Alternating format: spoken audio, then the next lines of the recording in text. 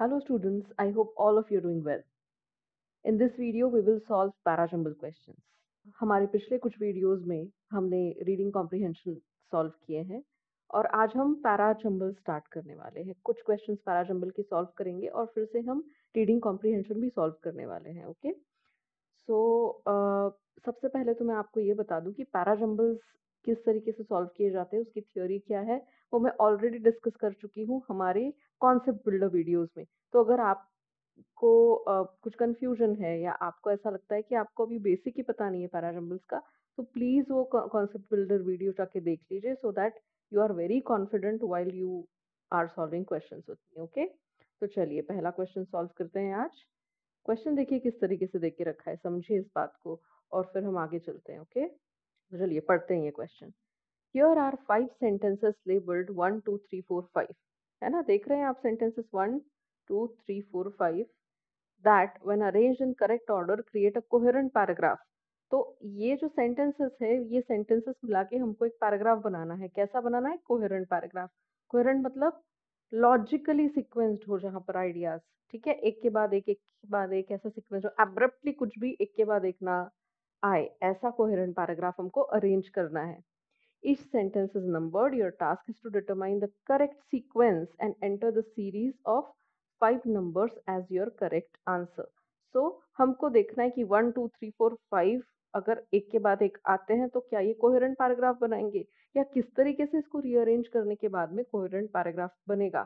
और वो जो सीरीज का नंबर होगा, जैसे 4 3 2 1 5 या 1 2 3 4 5 और पता नहीं क्या है ना, अभी हमने पढ़ा ही नहीं है क्वेश्चन, तो उसका जो कुछ भी सीरीज का नंबर होगा वो आपका आंसर होना चाहिए। I hope this much is clear. तो चलिए अब स्टार्ट करते हैं हमारे सेंटेंसेस पढ़ना। Now let's start reading the sentences one by one. देखिए ये फर्स्ट सेंटेंस क्या है? The significance of retelling Indian stories therefore takes on new dimensions in a modern era. हम बात कर रहे हैं रीटेलिंग। ऑलरेडी इस सेंटेंस में रीटेलिंग आ रहा है। रीटेलिंग मतलब फिर से बताना।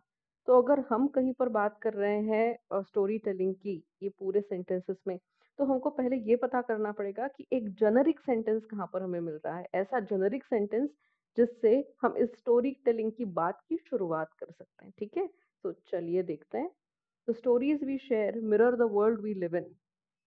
द स्टोरीज वी शेयर, है ना, the stories we share mirror the world we live in. ये एक काफी जेनरिक सेंटेंस है, तो ये शायद ओपनिंग सेंटेंस हो सकता है, पर ये भी हम फाइनल नहीं कर सकते जब तक हम बाकी के सेंटेंसेस नहीं पढ़ते। So let's read the other sentences first. We are compelled to retell the stories we cherish as they are never exactly suited to our time। आपको ऐसे नहीं लग रहा है ये पढ़ते हुए कि ये काफी एब्रप्ट सेंटेंसेस है, तो इससे शुरुआत तो पक्की बात है कि नहीं हो सकती है। We are compare to retell, हम फिर से यहाँ पर रिटेलिंग की बात कर रहे हैं। हम कहीं पर भी ये नहीं बोल रहे कि हम शुरुआत कर रहे हैं, हम रिटेलिंग की बात कर रहे हैं, राइट। तो ये भी इंट्रोडक्टरी तो नहीं हो सकता। इंट्रोडक्टरी इन दोनों के कंपैरिजन में तो सेकेंड ही ठीक है, राइट। ये फोर्थ सेंटेंस पढ़ते हैं। इवन व्हेन, अब जैसे हम बात करें इवन व्हेन, तो इवन व्हेन के पहले तो जरूर कोई सेंटेंस है ना, तभी तो हम कह रहे हैं कि even when we seem to get them just right, which means in some sentence it must be written that we are not getting them right. Only after that we can say that even when we seem to get them just right, the opposite sentence आया है, right? They only resonate with us. Others around us may have entirely different reasons for telling similar stories. तो हम बात कर रहे हैं कि even when we seem to get them just right, वापस स्टोरीज की बात हो रही है। them just right, ये भी इंट्रोडक्टरी तो नहीं है, पक्की बात, right? As soon as we capture a story, the world we are trying to depict has already shifted. Beautiful. As soon as, ये सारे जो स्टार्टिंग ऑफ द सेंटेंसेस है या सेंटेंसेस पढ़ने के बाद में इंट्रोडक्टरी सेंटेंस, तो इनमें से 1 3 4 5 में से तो कोई नहीं है। तो सबसे बेस्ट इंट्रोडक्टरी स्टेटमेंट जो हमको मिला है इस क्वेश्चन में वो है सेकेंड। तो हम ये तो तय कर लेते हैं कि सेकेंड जो है वो सबसे पहले आएगा। अब सेकेंड हम वापस पढ़ेंगे। The stories we share mirror the world we live in. Okay, तो अब नेक्स्ट आप बताइए कि वर्ल्ड वी लिव इन, हम जिस जिस दुनिया में रहते हैं उसी दुनिया की हम स्टोरीज के थ्रू बात बताते रहते हैं। As soon as we capture a story, the world we are trying to depict has already shifted. हर पल जिंदगी है, हर पल वक्त है, हर पल ये दुनिया है, बदल रही है। तो जैसे ही हम कोई स्टोरी बताने की कोशिश कर रहे हैं, तो स्टोरी जो है वो घटित हो चुकी है। हम कोई फ्यूचरिस्टिक स्टोरी की बात नहीं कर रहे हैं, हम बात कर रहे हैं जो घटित हो चुकी है घटना, जो कहानियां हम रेमिनिसेंस कर रहे हैं जिसके बारे में, वो कहानियों की बात कर रहे हैं हम। सो ये कहानी जो घट चुकी है, उस टाइम जो दुनिया थी, समझिए कल जो दुनिया थी वो आज नहीं है, समय आगे निकल गया है, कुछ ना कुछ और हो गया है, राइट? तो ये जो है वो sense, it makes sense, it is coherent, it is logically coherent कि हम पहले तो बात कर रहे हैं कि the stories we share mirror the world we live in, है ना? The stories we share mirror the world we live in as soon as we capture a story. लेकिन जैसे ही हम वो कोई स्टोरी कैप्चर करते, स्टोरी हमारे दिमाग में आती है, the world we are trying to depict has already shifted. Don't you feel guys that this and this goes together? अगर हम बाकी, चलो बाकी सारे सेंटेंसेस भी देख लेते हैं। The stories we share mirror the world we live in. We are compelled to retell the stories we cherish as they are never exactly suited to our time. अब इसका और इसका कुछ तुक नहीं बन रहा है, right? These two things are not going together. हम यहाँ पर बात कर रहे हैं स्टोरीज की। किसकी बात कर रहे हैं? स्टोरीज की, जो हमारी दुनिया को मिरर करते हैं, जिस दुनिया में हम रह रहे हैं उस दुनिया को कहीं ना कहीं रिफ्लेक्ट करते हैं, right? We are compelled to retell stories we cherish as they are never exactly suited to our time.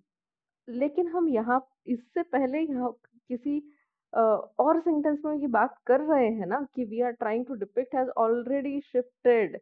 हम ये बात कर रहे हैं कि समय निकल चुका है, वो वाली स्टोरी जहाँ पर घटित हुई, जिन अ, जिस टाइम में वो घटित हुई वो बदल चुका है। ये बात हम फिफ्थ सेंटेंस में कर रहे हैं। So if we are not keeping fifth sentence before the third one, then this doesn't make sense. Okay, so 2 के बाद इसीलिए आ जाएगा 5, right? हम कह रहे हैं as soon as we capture a story, the world we are trying to depict has already shifted। और उसके बाद जरूर हम कह सकते हैं कि we are compelled to retell the stories we cherish। हमें बार बार वो वही चीजें याद आती हैं, वही चीजें हम बताते रहते हैं because we cherish them as they are never exactly suited to our time। लेकिन वो अभी हम जिस समय में रह रहे हैं उसके अकॉर्डिंग बिल्कुल नहीं रहती है, वो बीत चुकी बातें रहती है, राइट? सो ये 5 के बाद 3 जो है वो सुटेबल जरूर है। अब देखते हैं कौन सा है 4। Even when we seem to get them just right. अब यहाँ पर बात कर रहे हैं कि never exactly suited to our time, लेकिन इवन इफ, समझ रहे हैं आप? Even if we seem to get them just right, मतलब यहाँ पर कह रहे हैं कि वो गलत होती है उस टाइम के अकॉर्डिंग, अलग होती है, लेकिन अगर फिर भी हम एग्जैक्टली उस टाइम के अकॉर्डिंग ही उसको प्रेजेंट भी कर ले चलिए, they only resonate with us, सिर्फ हम ही उसको समझ पाते हैं। Others around us may have entirely different reasons for telling similar stories. उनके अपने अलग ही रीजंस होंगे इन स्टोरीज को बताने के लिए। सो 2, 5, 3 और 4, 4 आता है, तो बचा कौन सा इसके बाद में?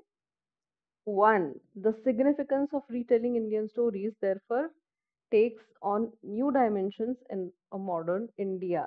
तो जब हम वो स्टोरीज बताते हैं बार बार बार बार, तो समझ लीजिए कि एकदम अलग, एक कहिए उसे तड़का लग जाता है, या कह लीजिए कि एक अलग उसको सिग्निफिकेंस मिल जाता है ऑल टुगेदर।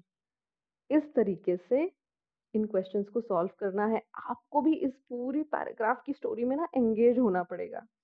ये चीजें आपको ऐसी नहीं बताई जा सकती कि 1+1 is equals to 2 and 2+2 is equals to 4। ये मैथमेटिक्स नहीं है, ये समझ लीजिए आप।